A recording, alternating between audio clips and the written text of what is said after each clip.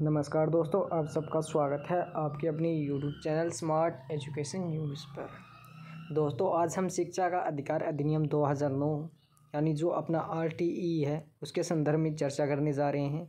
जो माता पिता अपने बच्चों को बेहतर संस्थान में पढ़ाना चाहते हैं लेकिन आर्थिक रूप से सशक्त नहीं हैं, या जो दुर्बल या वंचित वर्ग से बच्चे हैं, उनके लिए खुशखबरी है कि आरटीई की प्रवेश प्रक्रिया है वो शुरू होने जा रही है। कब से इसके आवेदन शुरू होंगे, अंतिम तिथि क्या है, क्या क्या आपको डॉक्यूमेंट्स चाहिए, इन सब पर हम चर्चा करने जा रहे हैं। तो आइए शुरू करते हैं। शिक्षा का अधिकार अधिनियम 2009 यानी जो अपना आरटीई है उसकी जो धारा 12 है, 12(1) में 25% बच्चों को क्या है, जो कुल सीट है उस पर 25% बच्चों को निःशुल्क शिक्षा देने का प्रावधान करता है। अब यहाँ पर 17/2024 से 25 जो अभी नया शुरू होने जा रहे हैं उसके लिए आवेदन मांगे गए हैं। तो आप देख सकते हैं ये आरटी की पृष्ठभूमि है कि ये 2009 में जो आरटी है वो बना था और 1 अप्रैल 2010 से लागू हो गया था जम्मू कश्मीर को छोड़कर। और इसकी जो धारा 12 है उसके संदर्भ में हमने बात कर दिया। और 12(2) उसके जो पुनर्भरण है, बालकों की जो फीस है, गैर सरकारी विद्यालय हैं या जो निजी विद्यालय है उनमें जो बालक अध्ययन करते हैं तो उनके जो फीस पुनर्भरण है वो 12(2) के द्वारा सरकार द्वारा किया जाता है। प्रवेश प्रक्रिया यहाँ पर देखिए, एंट्री लेवल कक्षा में प्रवेश के लिए निःशुल्क एवं अनिवार्य बाल शिक्षा का अधिकार अधिनियम 2009 जो अपना आरटी 2009 है, एवं राज्य नियम 2011 जो अपना राजस्थान निःशुल्क एवं अनिवार्य शिक्षा का अधिकार अधिनियम 2010 है जो 2011 में लागू हुआ था, कि पालना में प्रत्येक निजी विद्यालय को अपने विद्यालय में संचालित एंट्री कक्षा तथा कक्षा 1 में उस कक्षा में प्रविष्ट कुल विद्यार्थियों की संख्या के 25% की सीमा तक दुर्बल वर्ग एवं असुविधाग्रस्त समूह के विद्यार्थियों को निःशुल्क एवं प्राथमिक शिक्षा पीपीपी जो PP 3+ एवं कक्षा 1 में प्रवेश लेने के लिए ये क्या है, आवेदन कर सकता होगा, या जो उनको आवेदन मिलेगा जो प्री प्राइमरी है, LKG UKG उनमें अगर शुरू हो रहा है तो वहाँ से, अदरवाइज़ आप प्रथम क्लास से शुरू हो रही है तो वहाँ से आपको क्या है, प्रवेश दिया जाएगा आरटीई के अंदर। तो करना क्या होगा, इसके लिए निर्धारित टाइम फ्रेम के अनुसार कार्य पूर्ण करना होगा। निःशुल्क एवं सशुल्क सीट पर अध्ययनरत बालक बालिकाओं में से जो बालक बालिका विद्यालय छोड़ चुके हैं या टीसी ले चुके हैं उनके नामों को पोर्टल से हटाया जाना अनिवार्य है। निःशुल्क सीट पर प्रवेश के समय ध्यान रखा जाएगा कि कक्षा 1 में क्रमोन्नत एवं नवीन प्रवेशित बालकों में निःशुल्क सीट पर अध्ययनरत बालकों की संख्या 25% से अधिक नहीं होगी। यानी मान लीजिए 100 बच्चे हैं किसी विद्यालय में, तो उसमें से 25 विद्यार्थी ही केवल निःशुल्क शिक्षा प्राप्त कर सकेंगे, इससे अधिक इनकी संख्या नहीं होगी।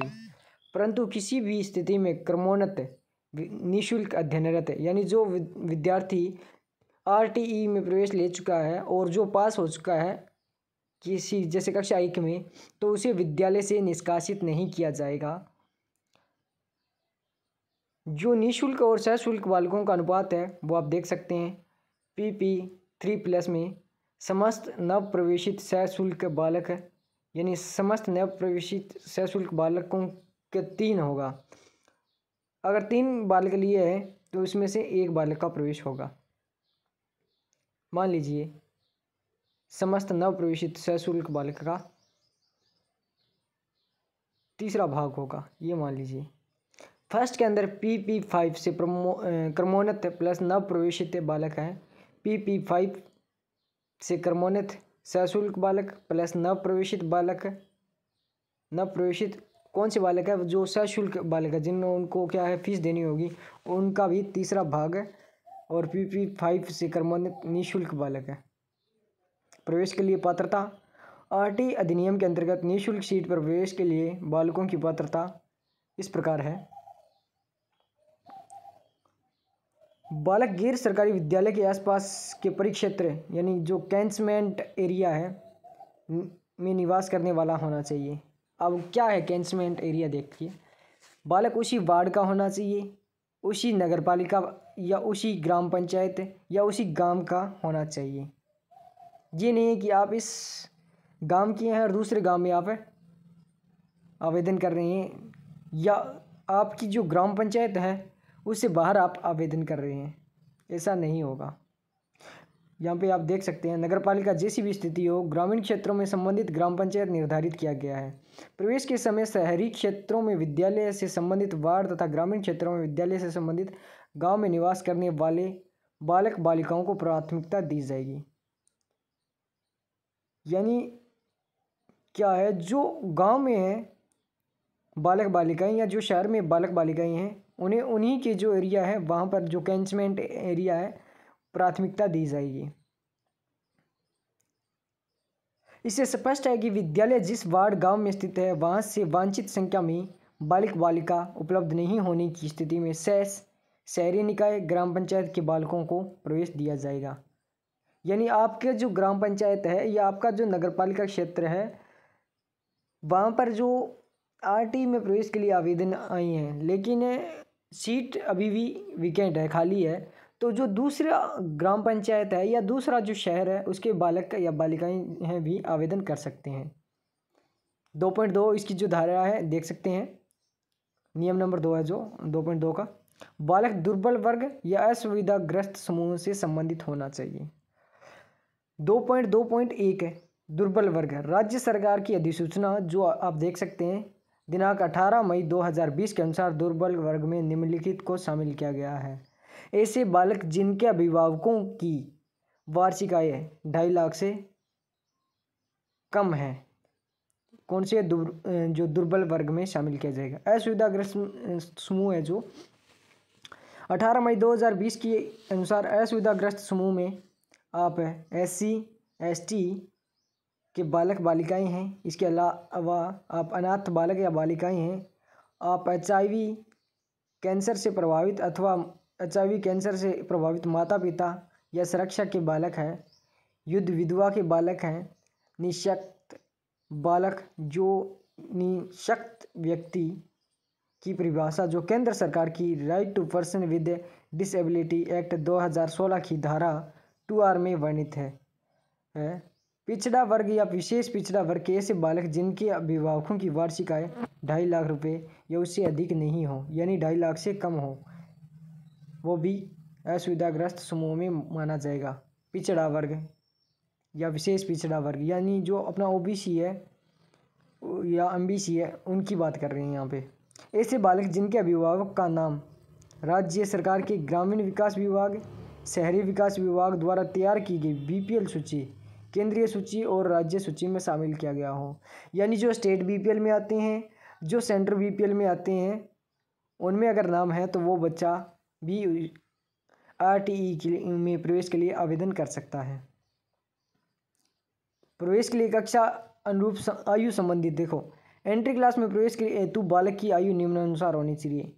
जो प्री प्राइमरी 3+ क्या है, PP3+ 3 वर्ष या उससे अधिक है परंतु 4 वर्ष से कम होना चाहिए। जो प्रथम कक्षा है फर्स्ट क्लास है उसके लिए प्रवेश के लिए 6 वर्ष या उससे अधिक परंतु 7 वर्ष से कम होना चाहिए। नोट, विद्यालय में प्रवेश हेतु बालक बालिकाओं की न्यूनतम एवं अधिकतम आयु वर्ष 31 जुलाई 2024 को पूर्ण होनी चाहिए। यानी जो न्यूनतम आयु है वो 31 जुलाई 2024 को पूर्ण होनी चाहिए। जैसे मान ली 6 वर्ष रखा गई है फर्स्ट क्लास में, तो 6 वर्ष 31 जुलाई 2024 को पूर्ण होनी चाहिए। ये नहीं है कि वो 1 अगस्त को पूर्ण कर रहा है या 2 अगस्त को पूर्ण कर रहा है, ऐसा नहीं चलेगा। निःशुल्क हेतु प्रवेश दुर्बल वर्ग असुविधाग्रस्त समूह से संबंधित प्रमाण पत्र होना चाहिए। इसके साथ ही आप आयु सबूत होने चाहिए। इसके लिए आपके पास जन्म प्रमाण पत्र, मृत्यु रजिस्ट्रार अधिनियम 1969 के अधीन बनाए गए नियम के अधीन जारी किया गया जन्म प्रमाण पत्र होना चाहिए, या आंगनबाड़ी अभिलेख होना चाहिए जो आपके पास है। जैसे आधार कार्ड भी यहाँ पे वैलिड है, और आपको अब जो जन्म प्रमाण पत्र ही आपके पास होगा तो आप वो लेके जाइए। और एक आपकी जो दस्तावेज होगा, आधार कार्ड बना होगा, उसमें आपकी जो डेट ऑफ बर्थ है वो आ जाएगी। इसके साथ ही विद्यालय द्वारा प्रोफाइल अपडेट करते समय सूचना 50 जिलों को आधार पर भरी जाए, परंतु निःशुल्क प्रवेश 33 जिलों के अनुरूप हो गए। अच्छा, ये विद्यालय से संबंधित कोई दिशा निर्देश है। अतः विद्यालय द्वारा दस्तावेज सत्यापन के समय बालक के आवेदन के साथ संलग्न निवास संबंधी दस्तावेज पूर्व जिले, ब्लॉक, ग्राम पंचायत की मान्य होंगे। यानी जो आपके, हाँ, ये बड़ी एक समस्या थी हो सकती है, या आपकी जो डाउट है वो उसमें शामिल हो सकता है कि आपका जो अब जिला नया बन चुका है लेकिन आपका आधार कार्ड वही है, आपका जो राशन कार्ड है वही है, तो जो आपका कैंचमेंट एरिया होगा वो कौन सा होगा। तो अब जो 33 जिले हैं पूर्व के, उनके अनुसार ही आपको क्या है, आपके जो ग्राम पंचायत या ब्लॉक जो या जिला उसी में शामिल किया जाएगा इसमें, ये कह रहे हैं। अच्छा, आप प्रवेश हेतु टाइम फ्रेम देखिए, आपको मेन तो यही है, और तो डिटेल्स आपको पता होगी या कुछ नहीं पता थी तो आप उसके बारे में जान लिया होगा। ये सबसे महत्वपूर्ण है कि आपको आवेदन करने कैसे हैं और कब तक करनी है।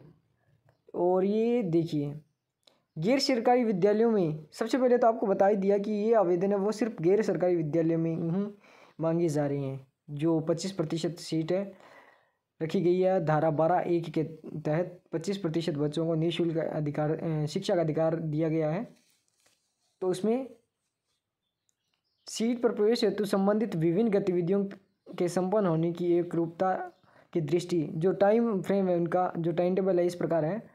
विज्ञापन जारी करना, दिशा निर्देश जारी करना, ये जो विभाग का कार्य है। अपने को संबंधित विद्यालय द्वारा प्रोफाइल अपडेट, ये विद्यालय का कार्य होगा कि 2 अप्रैल 2024 तक वो क्या है, अपनी जो प्रोफाइल है कि कितने बच्चे यहाँ से RTE की सीट है वो छोड़ के चले गए हैं, अपनी इस बार कितनी सीट है वो विद्यालय का काम है, संबंधित विद्यालय को करना होगा, दायित्व होगा उसका। माता पिता जो बच्चों के पेरेंट्स हैं वो ऑनलाइन आवेदन करना या दस्तावेज जो अपलोड है, उनके डॉक्यूमेंट है वो अपलोड करने हैं, वो कब तक करना है। इसके लिए आपको 3 अप्रैल 2024 यानी आज से, आप देख सकते हैं मोबाइल स्क्रीन पे, से 21 अप्रैल 2024 तक आवेदन करना होगा ऑनलाइन। आवेदन करना कहाँ होगा ये आगे हम बता देंगे। संबंधित विभाग को आवेदन करना होगा। ऑनलाइन लॉटरी द्वारा प्रवेश हेतु बालकों का वरीयता क्रम निर्धारण करना 23 अप्रैल से 2024 को राज्य स्तर पर NIC द्वारा इसका जो लॉटरी चयन है उसका जो दायित्व होगा लॉटरी निकालने का वो NIC करेगा, जो कि 23 अप्रैल को होगा। क्यों 21 अप्रैल तक तो आवेदन चलेंगे और 23 अप्रैल को उसकी जो लॉटरी है वो निकाली जाएगी। अभिभावकों द्वारा ऑनलाइन रिपोर्टिंग करना, विद्यालय चयन क्रम को बदलना। आप 23 अप्रैल से 30 अप्रैल तक क्या है उसके लिए आवेदन कर सकते हैं। विद्यालय द्वारा आवेदन पत्रों की जांच करना, प्रथम चयनित विद्यालय द्वारा, यानी जब आपको बच्चे को एडमिशन मिल जाएगा तो जो विद्यालय होगा वो आपके डॉक्यूमेंट चेक करेगा कि ये डॉक्यूमेंट सही है या फर्जी है। तो 23 अप्रैल से 6 मई तक वो क्या है विद्यालय इसका कार्य होगा कि आपके डॉक्यूमेंट है वो चेक करें। इसके बाद आपका विद्यालय अभिभावक द्वारा दस्तावेजों में संशोधन करना, अगर कोई त्रुटि है या कुछ संशोधन करना चाहते हैं तो 23 अप्रैल से 12 मई तक यानी 6 मई तक तो विद्यालय का कार्य होगा। उसके बाद आप 23 अप्रैल से 12 मई तक आप संशोधन कर सकते हैं। विद्यालय द्वारा रिक्वेस्ट किए जाने यानी बालक द्वारा दस्तावेज रीअपलोड नहीं करने पर अभिभावक द्वारा संशोधन किए जाने पर CBO द्वारा जांच करना।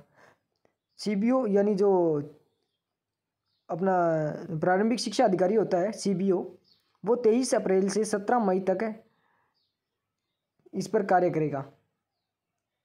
से समस्त आवेदन ऑटो वेरीफाई करना 20 मई से आपका ये कार्य हो जाएगा, जो कि NIC द्वारा किया जाएगा।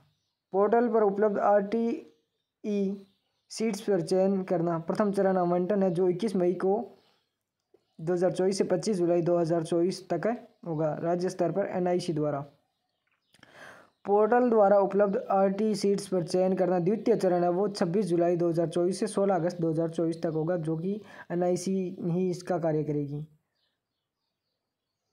पोर्टल द्वारा उपलब्ध RTE सीट्स पर चयन करना सशुल्क बालकों के प्रवेश एवं बालक की वरीयता के आधार पर अंतिम चरण है, जो इसका तीसरा चरण भी रहने वाला है 17 अगस्त है से 31 अगस्त तक NIC इसका कार्य करेगा। आप देख सकते हैं और कुछ यहाँ पे फैक्ट या फिगर्स दिए हुए हैं आपके संबंधित कोई हो तो हम उसको बता देंगे। विद्यालय प्रोफाइल को संबंधित CBO जो प्रारंभिक शिक्षा अधिकारी होता है लॉगिन में देखा जा सकता है। टाइम फ्रेम निर्धारित है। अंतिम तिथि से पूर्व अपने परिक्षेत्र जो कैंचमेंट एरिया है के समस्त गैर सरकारी विद्यालयों द्वारा प्रोफाइल बनाना सुनिश्चित किया जाएगा। अंतिम तिथि को समस्त विद्यालयों को विद्यालय प्रोफाइल पोर्टल द्वारा लॉक कर दिया जाएगा। ये अपने ऊपर बात कर चुके हैं। विद्यालय द्वारा समस्त आवेदन पत्रों की जांच कर उन्हें सत्यापित किया जाएगा। दस्तावेजों में किसी प्रकार की त्रुटि है तो विद्यालय द्वारा त्रुटिपूर्ण दस्तावेज पर आक्षेप लगाया जाएगा।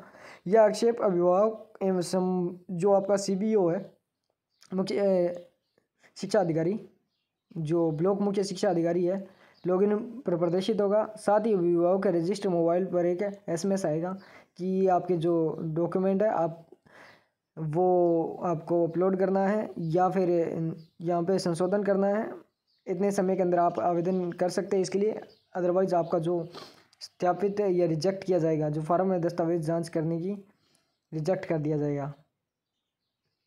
और अब आवेदन करना कहाँ है देखिए,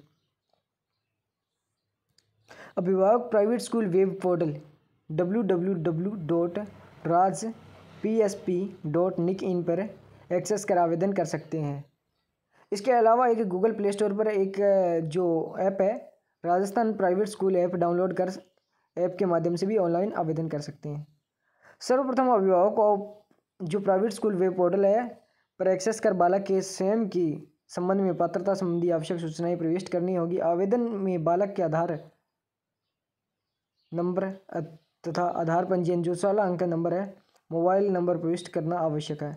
ध्यान रहे बालक जो RT के तहत किसी विद्यालय में प्रवेश ले चुके हैं वे पुनः आवेदन नहीं कर सकेंगे। यानी जिन विद्यार्थियों का जिन बालकों का पहले RTE में प्रवेश हो चुका है वो फिर से आवेदन नहीं करेंगे। और किसी प्रकार की जानकारी चाहिए तो आप कमेंट करके हमें बताएं। और यहाँ पर हमें कोई सूचना लगी तो फिर से हम आपको वीडियो के द्वारा अवगत करवा देंगे। वीडियो कैसा लगा कमेंट करके ज़रूर बताएं। और किसी प्रकार की जो आपकी क्वेरी है डाउट्स है RTE को लेकर तो आप कमेंट कर सकते हैं। धन्यवाद।